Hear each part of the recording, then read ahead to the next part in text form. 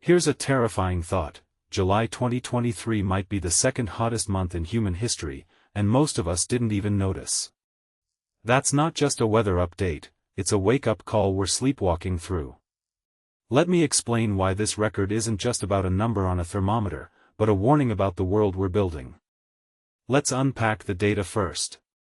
The Copernicus Climate Service reported global temperatures 1.47 degrees Celsius above pre-industrial levels, basically, the world we've known for 10,000 years. But here's the kicker, we're acting surprised by these records like they're plot twists. Personally, I think we've become numb to the stats.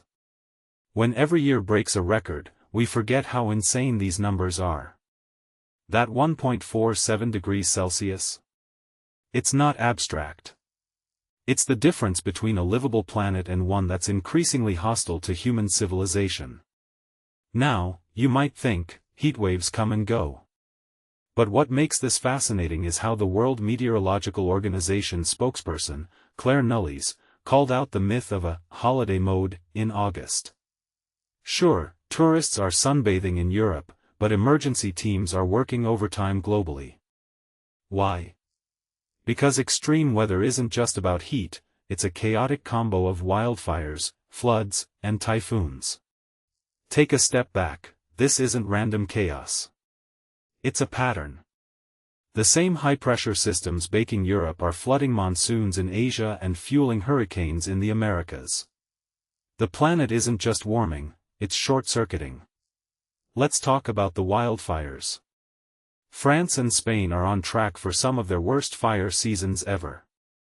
But what people misunderstand is that these aren't natural disasters, they're infrastructure failures.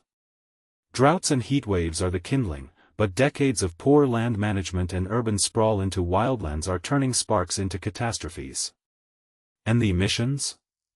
They're not just a symptom, they're a feedback loop. Burning forests release carbon, accelerating the warming that caused the fires in the first place. It's a vicious cycle we're barely acknowledging.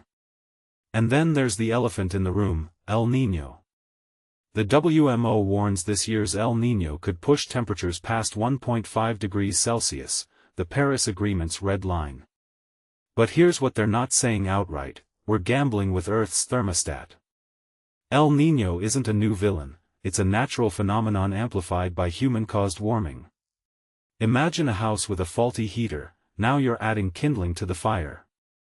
The real story here is how unprepared we are for this collision of natural and human-driven disasters. The WMO's Early Warnings for All initiative sounds noble, but let's dissect this. From my perspective, it's like upgrading lifeboats on the Titanic while ignoring the iceberg. Yes, better warnings save lives, but what we need is systemic change, rewriting how we build cities, manage resources, and prioritize long-term survival over quarterly profits. Climate adaptation can't just be a buzzword, it needs to be a revolution in how we think about risk. So here's the closing thought I can't shake, we're treating these records like isolated events, but they're chapters in a single story, the Anthropocene's fever chart. The real question isn't, how hot will it get? It's, what version of humanity survives this?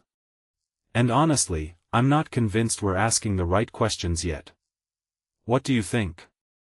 Drop your take below, let's see if we can spark a conversation hotter than the planet itself.